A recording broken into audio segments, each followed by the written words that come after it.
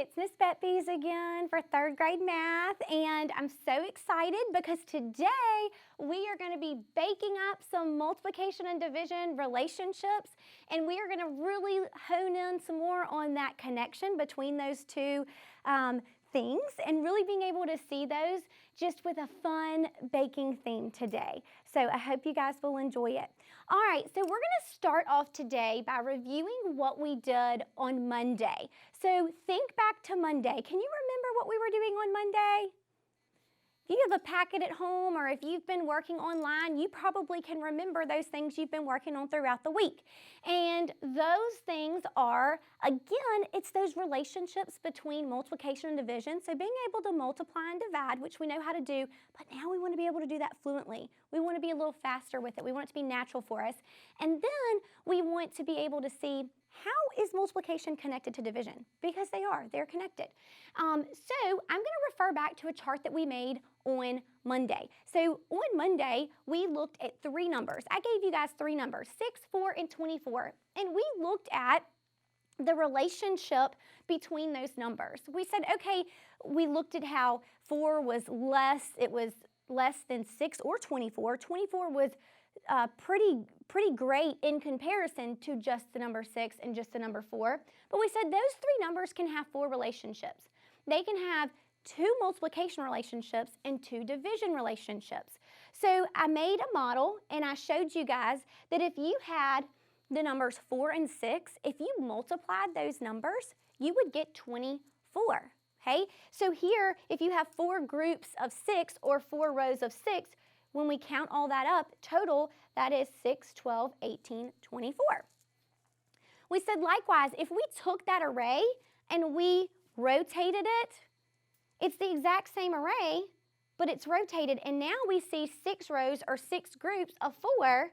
And again, if we have 6 groups of 4, that's 4, 8, 12, 16, 20, 24. Okay, so no matter the order of our factors in multiplication, that's the commutative property, we still get the same product. Okay, now, then we looked at division. We said, well, how can these numbers be related with division if they're related with multiplication? Well, that's because multiplication and division are related. So we said, if we took our product of 24, that's the whole amount that we have, and we split that into 4 equal groups, we would have 6 in each of those. And that's just the same as multiplying 4 times 6, we get 24.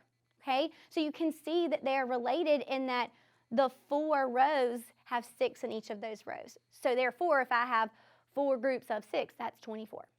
Okay? Then again, we had the array rotated where we could see 6 rows of 4. And so if we have 24 and we split that equally into 6 groups or 6 rows, we would have 4 in each.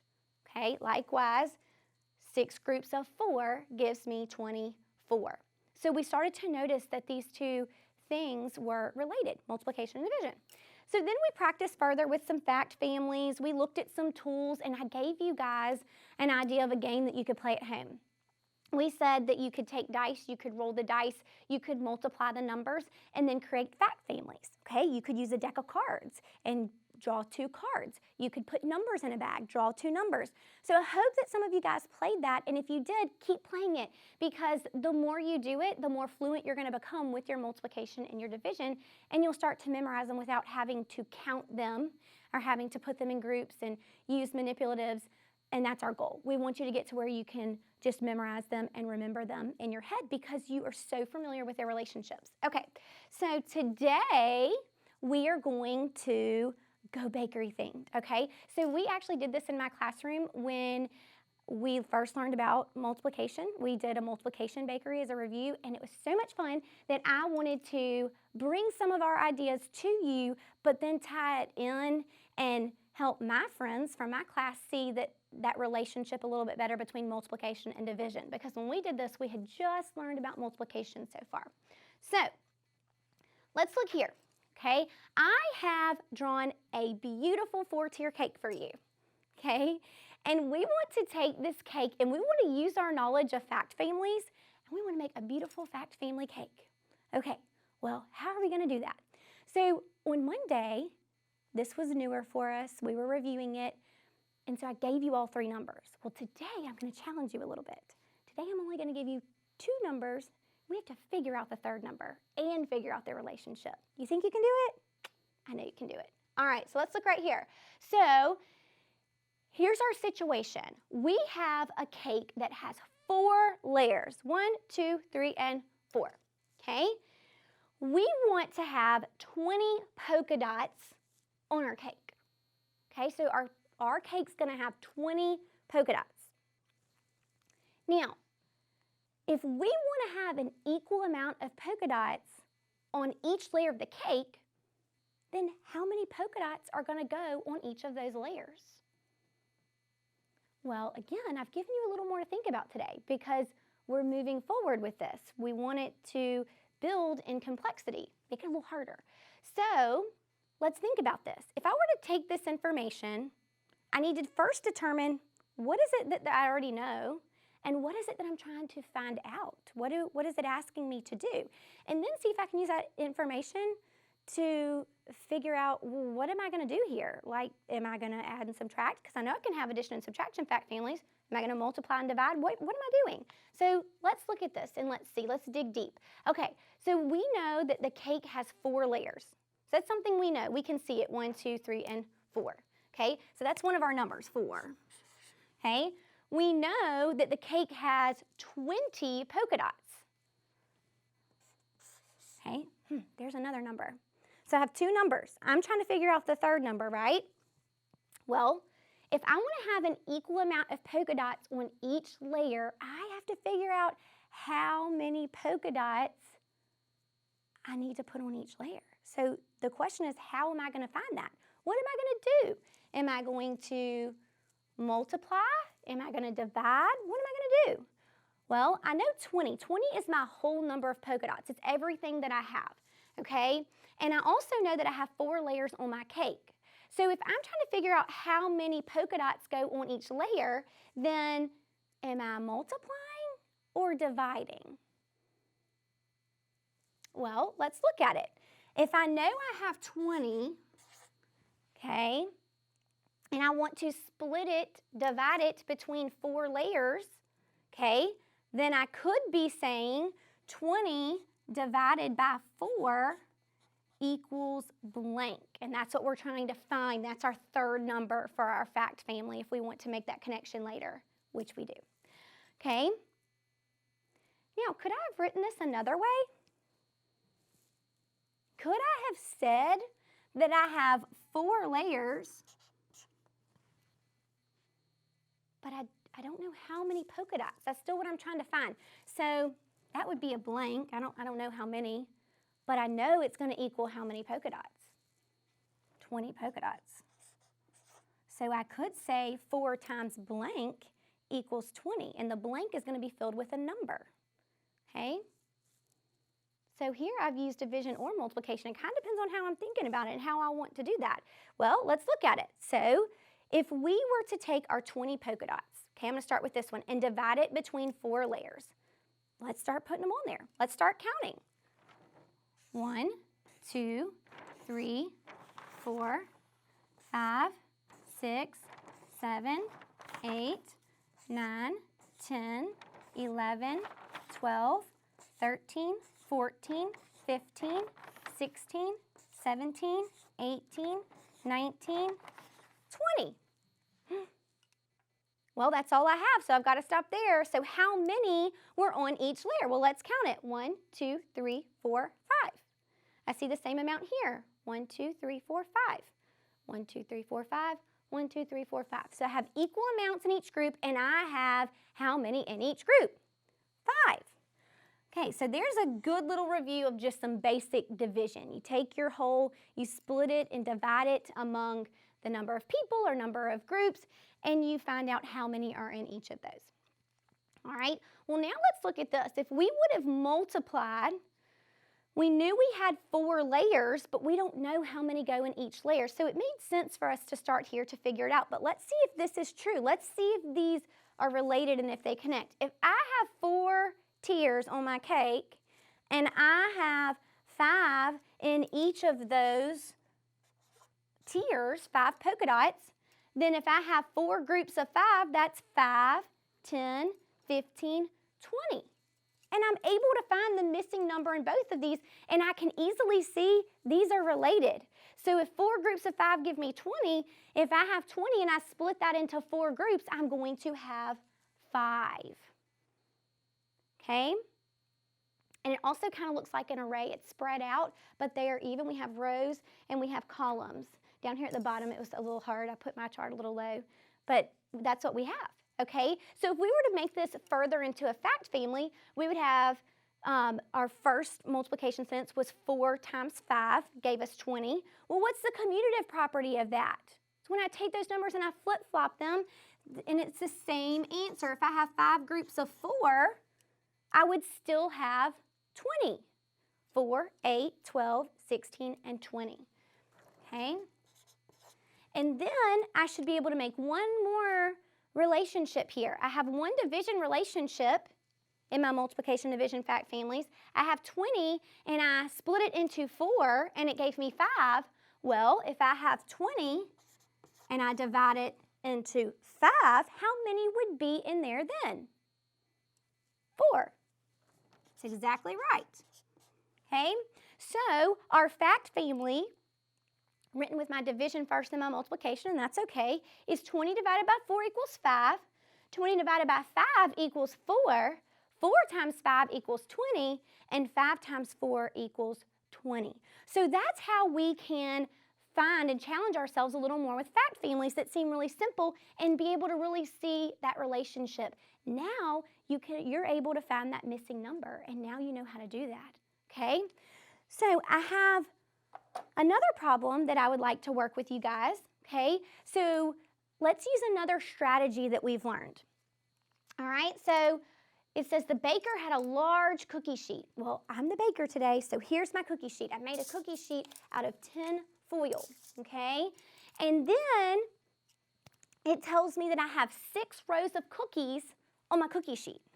Okay, so we all know what a row is. The rows run side to side, correct? Okay, I know you've learned that. And it says the baker has a total of 42 cookies. Okay, so I'm going to show you in a more hands-on way how we can use some fun treats that are bakery themed to do this activity. Okay, so at home, if you don't have these cookie crisp cereals, you can use any cereal. Cheerios kind of look like a donut, and that's like a bakery. Or again, you can use some of those things we talked about on Monday. Go ahead and use cotton balls. I have marshmallows for another activity. Anything that you want. It could be Legos. It could be, bouncy balls. Whatever you have a lot of, Shopkins, things like that kids have. Anything you want. I'm just going bakery themed. So we're going to create 6 rows. But before I do that, it says that we have a total of 42. So I need 42 of whatever manipulative I have. So I'm going to lay out 42. 1, 2, 3, 4, 5, 6, 7, 8, 9, 10. There's a better way I could do this. Something more efficient. Maybe I could count by 2s. So that was 10, 12, 14, 16, 18, 20. Maybe I could count by 4s for a little while. So I'm at 20. This will help me with my multiplication too. 24, 28, 32. All right, I'm going to switch back to 2s. 34, 36, 38, 40, and 42. Do you see how that was more efficient than just counting each one by one? So you definitely want to look for those strategies anytime you can and be able to do that. So I have my 42 cookies, okay? That's how many I have. And it's important that I know how many I have so I don't just keep sticking on here a number and I forget that I only have 42 cookies. Now, it's really good to attend to precision in an activity like this where our numbers are getting bigger, because if I don't have the correct amount here, then I'm going to have the whole thing wrong. So let's double check it real quick. 2, 4, 6, 8, 10, 12, 14, 16, 18, 20, 22, 24, 26, 28, 30, 32, 34, 36, 38, 40, 42. Okay, have the correct amount. That's important, so make sure you are attending to precision and getting that correct there. All right, so now I'm going to put them into 6 rows. So I'm going to create my 6 rows. Okay, 1, 2, 3, 4, 5, and 6. Okay, so here are my 6 rows. Now the question becomes, how many cookies are going to fit on each of these rows? Because I've created 6 so that I can go across and create my rows. Well, let's just start filling them in.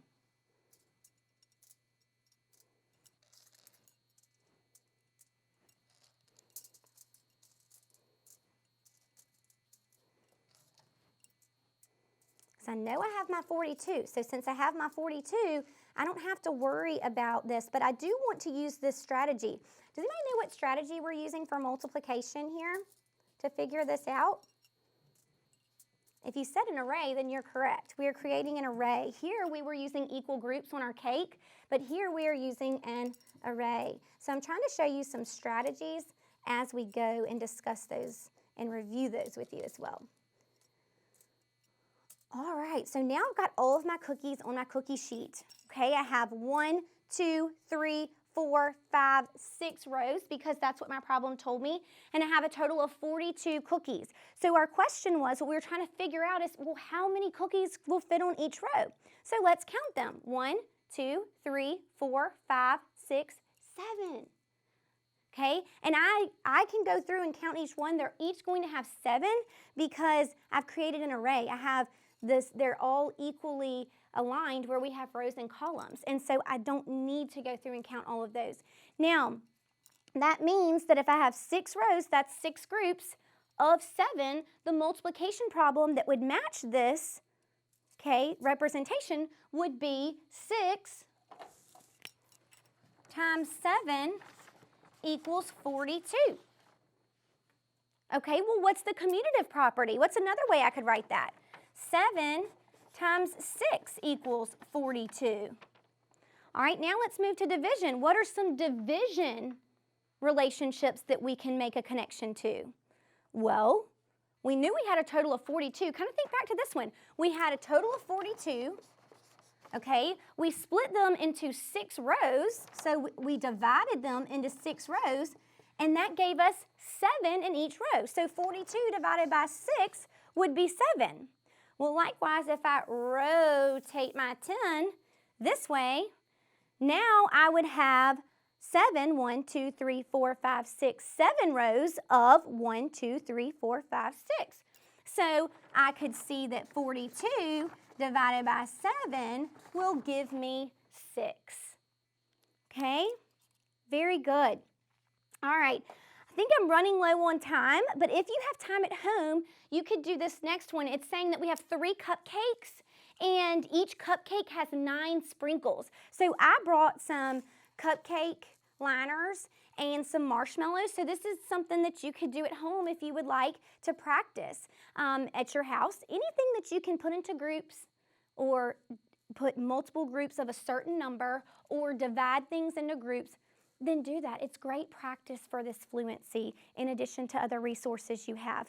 I wanted to share a game with you that maybe you could play at home. Again, this is just to get you to be faster at these things. I'm still showing you ways that you can use tools to help you and manipulatives and visuals, but we do eventually want to get to where you are just remembering them. So this is a fluency activity game to help you become more fluent.